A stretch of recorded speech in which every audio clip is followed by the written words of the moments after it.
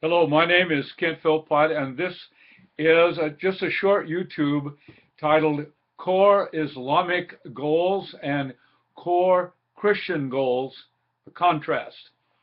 First, Islam. Islam intends that everyone on the globe would be one of three things. Either they would be Muslims, or they would be submitted to Islam, or they would die. Those are the three methods of making Islam global, that Sharia law would be the only rule of the land, that there would be no national barriers or distinctions, but all would be under the rule of Islam. So that is how they intend to go about it. You can be converted to Islam, or you could be submitted almost like a slave, or you would be executed. The methods that Islam employs are, one, they do evangelism. Muslim people are evangelistic. The states of Saudi Arabia and Iran, Saudi Arabia Sunni, Iran Shiite, they invest millions and millions of dollars, huge amounts of money, in evangelism around the world, largely focused on establishing of mosque and Islamic centers, particularly in educational settings, but also they like political settings as well. So they go about it that way. Another way is domination, to have a growing percentage of a population in some city, for instance, that where they gain a certain amount of political power and beginning to assert pressure on the government to get done what they really want to get done. It's been very successful in Britain and even in some American cities. That's one. The second one, so you have the evangelism with mosque, Islamic centers, and you have the acquiring of political powers. And of course, the third one is what is called lesser jihad. The higher jihad is self-improvement. The lesser is what we talk about in the extremists, the violent jihad. Getting rid of enemies, striking terror into the heart, which is, of course, the effort behind so many of the efforts that we've seen recently in Paris and San Bernardino, intended to strike terror, make people afraid. It was very effective in the 7th and 8th centuries with the rapid expansion of Islam. Muhammad did it. He imposed their fear, developed the fear in the small tribes around them, the Jewish, Christian, and Arab tribes.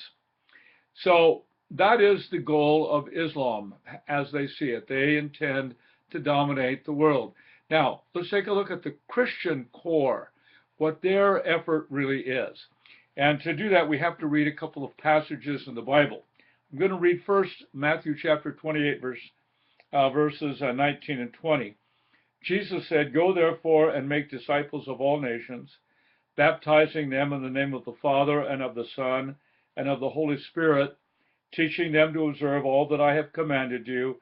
And behold, I am with you always to the end of the age." Jesus very clearly indicated that those who would believe in him would be few. The book of Revelation, last book in the Bible, bears this out, that the church is persecuted, eventually triumphant, but few there be who actually become followers of Jesus. Another passage I want to read in this regard about the goal of Christianity comes from Acts 1:8, again, the words of Jesus. He said, "But you will receive power when the Holy Spirit has come upon you, and you will be my witnesses in Jerusalem and all Judea and Samaria and to the end of the earth."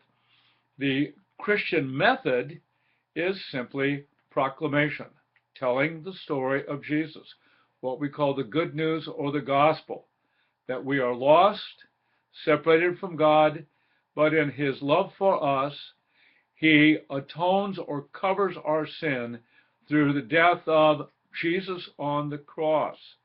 Very complicated, I know, and hard to understand by some, but that is the core message of what we call the gospel. I'm going to read a couple of other passages to you. Romans 10:17 says, "So faith comes from hearing, and hearing through the word of Christ." We are proclaimers. We don't use any other method. We simply proclaim or preach or teach the message of Jesus and leave it go at that. So it's proclamation, our means of achieving our goal, sharing the gospel, establishing churches, any means at all to tell the story of Jesus. This is what I'm doing right here and now. Jesus' kingdom is not of this world. We do not oppose other religions and try to kill them, and we are open to all people, and we share the message of Jesus. We are taught to love and pray for our enemies, not to dispatch them. We understand that that is the normal thing living in this world. So there is a marked contrast between the Islamic and Christian agenda for reaching their goals. So long.